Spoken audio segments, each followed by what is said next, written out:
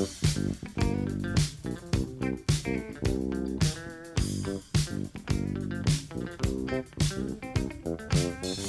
cookies.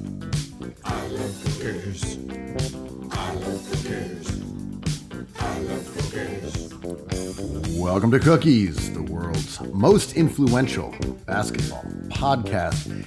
It is another episode of Night Cookies. Sunday, March 8th, we're burning the midnight oil. Andrew Kuo, have you been eating that spice bag? Okay, I've heard about this classic spice bag. Something I've only heard of maybe this week. Have you ever heard of this Irish Chinese spice bag? You know, I saw the story that you're referring to about the spice bag, and I thought, well, this seems of interest to the cookies community. I'm over here, more Irishman than anything else. You also more Irish than anything else. So it seemed like the perfect nexus point. Chinese, because I'm at a Chinese point in my life, you being an Irishman, and here we are. And yet, I've never heard of this thing either. It was like a dispatch from a Berenstain Bears ass world. Yeah. I haven't known about this fries and chicken nuggets that are served in a bag or not in a bag. It's always in a brown bag, right? It's like, okay, a bunch of things came to mind.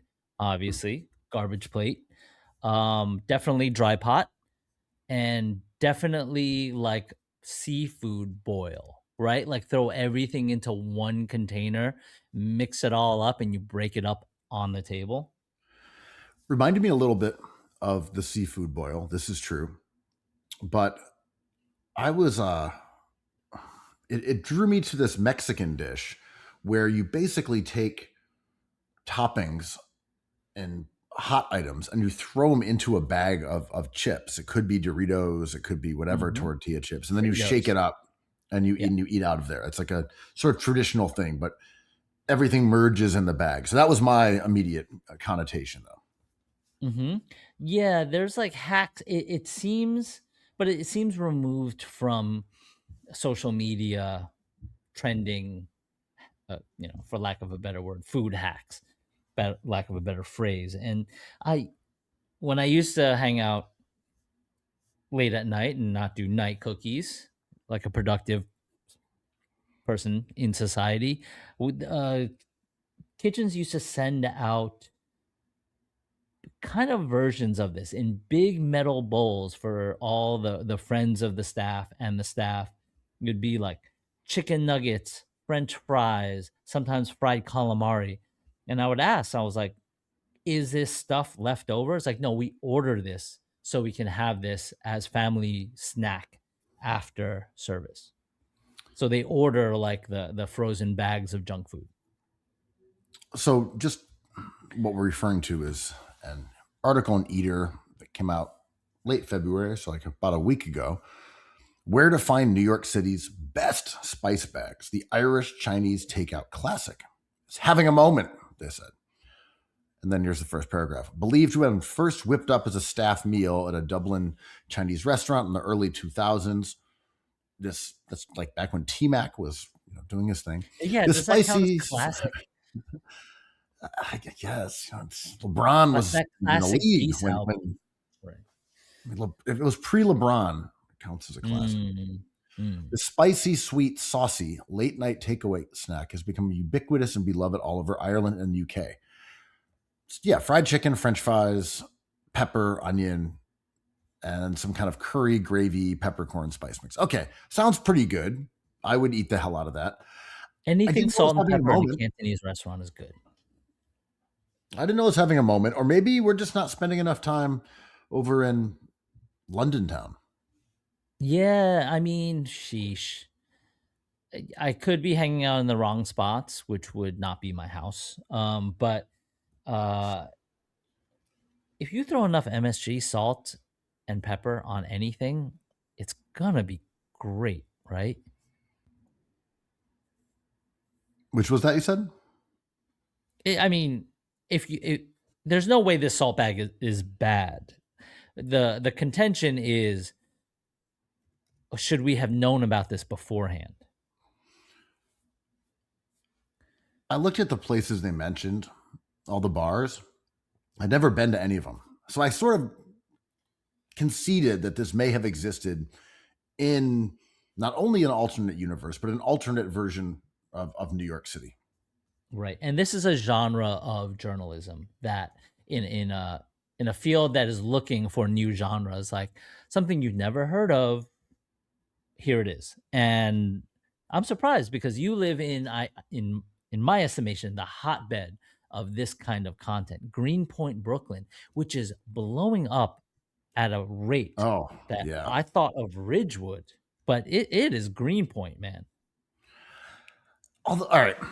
We've definitely discussed this before. Greenpoint, the modern lore of the neighborhood I live in, which may or may not have spice bags at every turn, I'm not sure, it could, is that prior to the onset of COVID, it was a very difficult neighborhood to get to for people who had to commute to the city. So if you were working, let's say, in Tribeca, you were almost guaranteed an hour-long commute, which you'd have to take the G train to the A train, go into the city, or you'd have to walk 20 minutes to get to the train. So the transportation has always been an issue. When people started working at home, all of a sudden, Greenpoint became an amazing place to live. It's beautiful, it's safe, it's close to the city visually, and it has sort of been left alone, even as Williamsburg turned into, this optimized, weird corporate area with Hermes stores and Celine stores and all this kind of stuff. So Greenpoint went from a place where aging hipsters went to die to being a hot new neighborhood. And that's where we're at right now. It's now hot, it's expensive, places are opening up, even in rural Greenpoint, which is the McGinnis area. Mm-hmm. Was that good enough? Yeah. How do you feel about it? It just all feels inevitable, like everywhere else. Well, it's not happening at a clip, and this became a topic this weekend because the G wasn't running up, and there was complaints that kind of said, if this neighborhood is this interesting and this desirable as a destination, maybe the city should figure out a way to get us access to it. That isn't just one train that they shut down on the weekends, because we want to go there from Williamsburg, the previous incarnation of Greenpoint, up there, and it's interesting because famously, I think the Little Tokyo in Greenpoint got a lot of press and happened so fast, and it kind of relies on a community who doesn't really regard like territory that much. And I'm going to avoid obviously talking points here, but when a neighborhood, as every neighborhood does, flexes like the locals only kind of thing, I feel like some immigrants, like Japanese immigrants, are like, we're going to do a sushi shop. We're going to love the community we are a part of. We're going to be nice. Oh, we're going to open up a grocery store. Oh, here's a Japanese bar. Oh, you guys are coming. Here's another sushi spot. And it takes some kind of confidence in order for that to happen. And it happened in Greenpoint. This is true. And then, right, you've got the Japanese area, you've got a Mexican area with like 4 to 5 places. We spoke about this when we were talking about the current ascension of Mexican food in New York City, but Greenpoint specifically as an example of that trend.